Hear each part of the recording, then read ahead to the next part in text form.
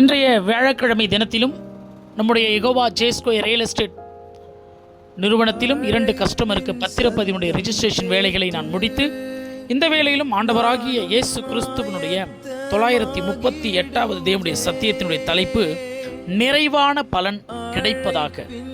யாருக்கு அந்த நிறைவான பலனை கர்த்தர் இந்த பூமியில் தருவார்? ரூத் புஸ்தகம் 2வது அதிகாரம் 12வது வசனத்திலே அவராலே நிறைவான பலன் உன் வாழ்க்கையில் வரும் என்று ரூத் என்ற ஒரு பெண்மணிக்கு கொடுக்கப்பட்ட ஒரு வார்த்தை. ஏன்னா கணவனை இழந்த அந்த பெண்மணி ஆண்டவராகிய தேவனையே தெய்வமாகவும் கர்த்தரையே அடைக்கலமாகவும் அவருடைய கரத்தையே பின்பற்றக்கூடியதாகவும் அவருடைய சட்டைகளிலேயே நாம் அந்த வாழ்ந்து நம்முடைய காலத்தை தங்கிவிட வேண்டும் என்று கடவுளையே பற்றி கொண்டிருந்த அந்த பெண்மணிக்கு சொல்லப்பட்ட தேவனுடைய வாக்கு தான், என்னாலே உன் வாழ்க்கையில் நிறைவான பலன் வரும். அவங்களுக்கு மட்டும் கிடையாது. ஏன்னா கர்த்தரை நம்பி இருக்கக்கூடிய ஒவ்வொருவருக்கும் தேவனுடைய நிறைவான பலன் நிச்சயமாய் உண்டு. ஏன்னா அவர் நன்மைக்கு எல்லாத்தையும் திருப்பி நமக்கு பல மடங்கு கொடுக்கிறவர். கடவுளுக்கு நாம் கொடுக்கக்கூடிய காணிக்கையே திருப்பி அவர் பல மடங்கு நன்மைகளை கொடுக்கக்கூடிய தேவன். நீ வாழ்க்கையிலே அவருக்கு செய்யப்படுகிற ஊழியங்கள், அவருக்கு வாழ்கிற பரிசுத்த வாழ்க்கை, அவருக்காக அந்த பூமியிலே நீ ஈடுபடுகிற காரியம், அவருக்காக நீ செய்கிற எல்லாவற்றையும் தேவனாகி கர்த்தர் நன்மைக்கு தக்கதாக திருப்பி அளிக்கிறவர். 2 சாமுவேல் புஸ்தகம் 22வது அதிகாரம் 25வது வசனத்திலே தாவீது ராஜா தன்னுடைய வாழ்க்கையிலே இந்த ஒரு ஸ்டேட்மெண்ட்டை சொல்றாரு. கர்த்தர் என் நீதிக்கு தக்கதாகவும் தம்முடைய கண்களுக்கு முன் இருக்கிற என் சுத்தத்திற்கு தக்கதாகவும் எனக்கு பலனளித்தார். கடவுள் எப்படி பலன் அளிக்கிறாரா?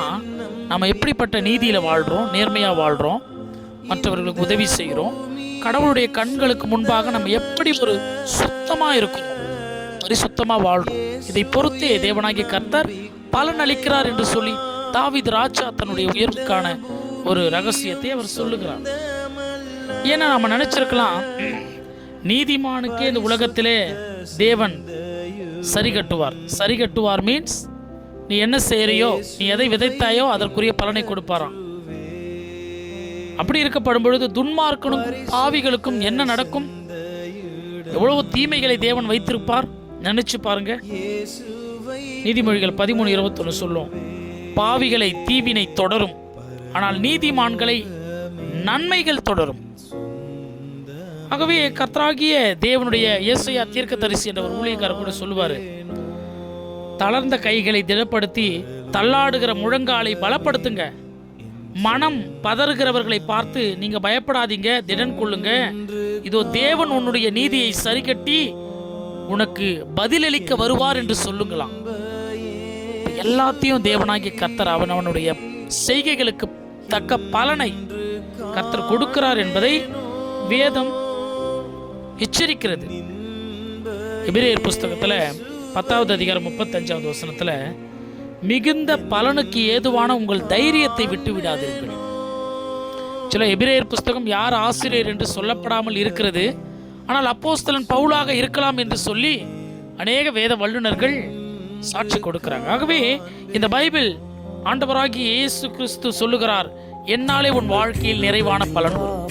இந்த உலகத்தில் நீங்கள் எந்த தெய்வத்தையும் நீங்கள் நம்பி இருக்கலாம், ஆனால் இயேசு கிறிஸ்துவை நீங்கள் நம்பி பாருங்களேன்.